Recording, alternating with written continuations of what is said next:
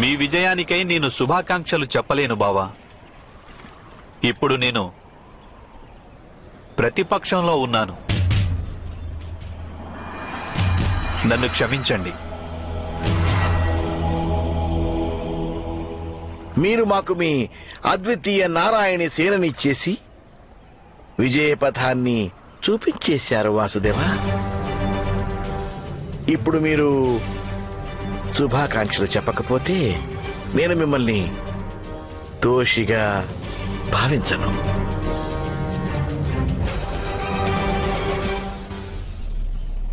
గాంధార రాజా, ధనస్సు యొక్క శక్తి ధనుర్ధారిని బట్టి ఉంటుంది. అలాగే సైన్యం యొక్క శక్తి సైన్యాధిపతిని బట్టి ఉంటుంది. నారాయణి సేన విశ్వంలోని సర్వశ్రేష్ఠ సేన అన్నది నిజమే. కానీ ఒక ఉత్తమ సైన్యాధిపతి లేకపోతే మా నారాయణి సేన కూడా విఫలం కావచ్చు.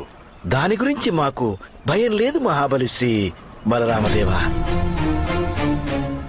మా పక్షాన మహారథి భీష్ముల వారున్నారు, సైన్యాధిపతి పదవిలో. మీ పక్షాన మహితాత్ములు భీష్ములున్నంత వరకు మీకు నారాయణి సేనతో అవసరమేముంటుంది శకుని మామ? కాని మహితాత్ముని వధ తరువాత నారాయణి సేన యొక్క సైన్యాధిపతి పదవిని ఎవరు స్వీకరించగలరు?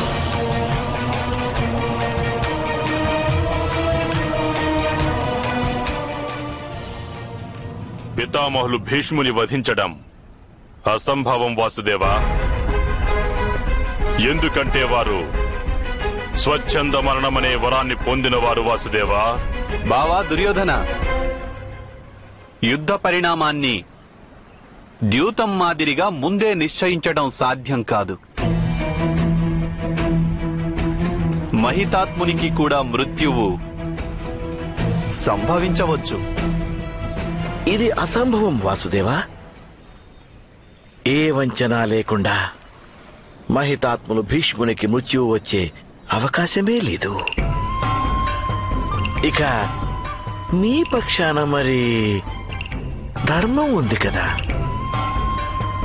మీరు వంచన చెయ్యలేరు. ఇది వంచన యొక్క ఉద్దేశాన్ని బట్టి ఉంటుంది శకుని మామ. ఆ శ్రీరామచంద్రుడు గుప్తంగా ఉండి వానరరాజు వాలిపై బాణాన్ని సంధించాడు. మరచినట్లున్నారు మీరు శకుని మామ. అలాగే దశకంఠ రావణుని వధించేందుకు వాని తమ్ముడు విభీషణుని సహాయం తీసుకున్నారు కదా. వంచన యొక్క ఆశయం ధర్మమైతే ఆ వంచన కూడా ధర్మమే శకుని మామ. అంటే మీరు వంచన చేస్తారా వాసుదేవా? అవశ్యం. ఈ యుద్ధంలో పాండవుల విజయం అనివార్యం. మహారథి భీష్ముడు, గురు ద్రోణులు,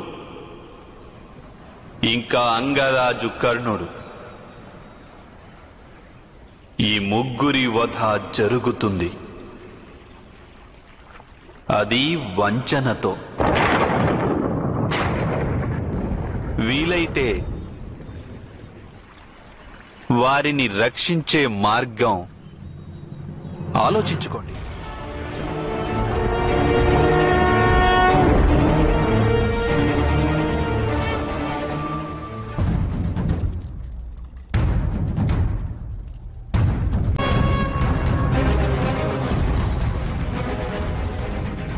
పాంచాలి, నిన్ను అవమానించిన వారికి దండన విధించే సమయం ఇప్పుడు నిశ్చయమైంది. ఈ పత్రంపై నీవు లిఖించిన తిథిన ఆ రోజునే మహాయుద్ధం ఆరంభమవుతుంది.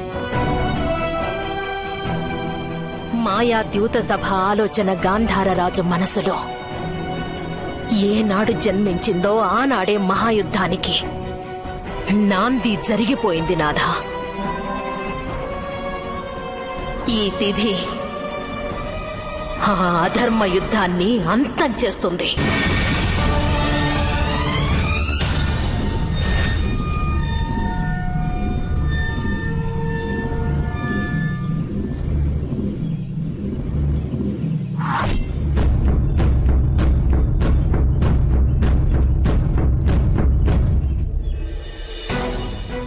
శాఖకు చెందిన ఒక అక్షౌహిణి నారాయణి సేన మన పక్షాన యుద్ధం చేస్తుంది పితృదేవా.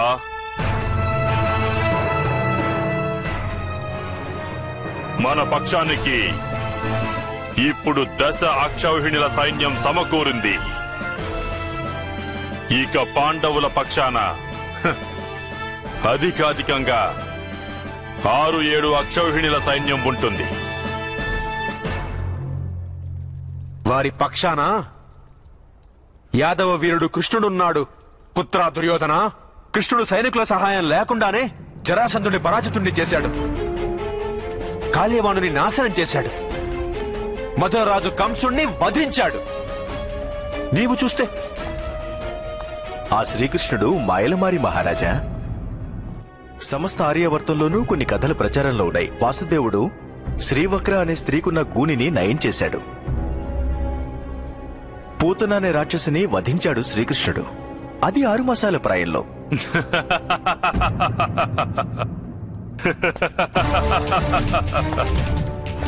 వ్యర్థ ప్రచారాలు ఇవి మహామంత్రి. ఇవి వ్యర్థ ప్రచారాలు. ఎవరు చూశారని వారి ఆ మాయలన్నీ. నీవు మరచినట్లున్నావు దుర్యోధన. ఇదే రాజ్యసభలో నాడు ఆ వాసుదేవుడు ద్రుపదపుత్రిని రక్షించాడు. నాడు కృష్ణుడు ఇక్కడికి విచ్చేయలేదు కదా, మరి ఆమెను ఏ విధంగా రక్షించగలడు పితామహ? ద్రుపద కన్య సాక్షాత్తు అగ్ని నుండి పుట్టింది పితామహ. మాయావి ఆమె. అగ్ని నుండి ఎలా జన్మిస్తారు? రాక్షసి అయ్యుంటుంది బహుశా. కానీ మాకు ఎవరి వలన భయం లేదు. ఇలా వ్యర్థ ప్రసంగాలు చేసి మీ భయాన్ని మా ముందు ప్రదర్శించకండి పితామహ. భయమా? మా భయమంతా మీ గురించి యువరాజా. మీరు సైనికుల బలంతో విజయాపేక్షను పెంచుకుంటున్నారు, కానీ ఇది మర్చిపోతున్నారు.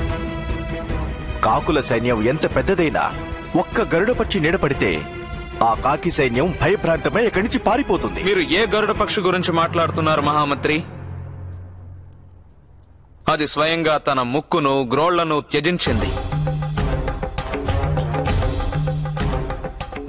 వాసుదేవుడు ఈ యుద్ధంలో శస్త్రాన్ని సంధించాడు.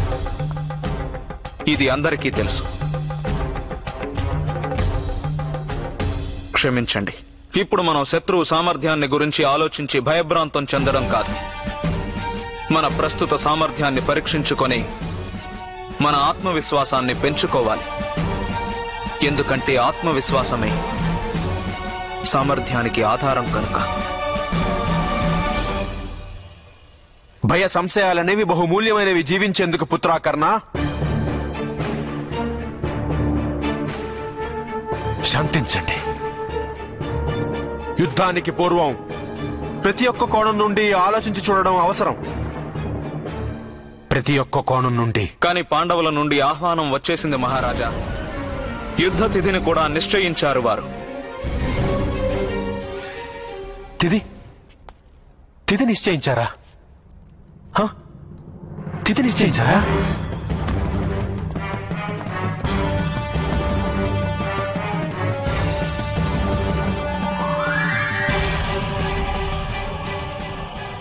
పాండవులు మీ ప్రత్యుత్తరం అడిగారు మహారాజా. యుద్ధం లేదంటే శరణాగతి.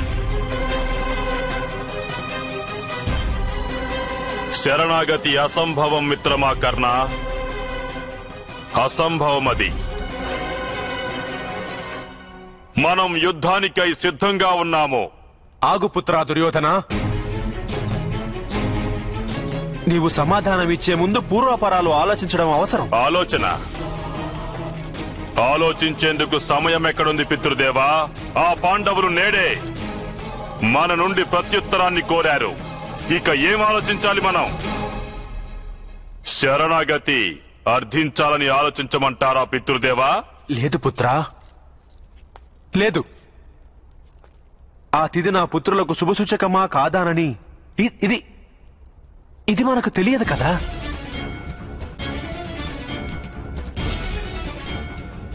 శాంతించు.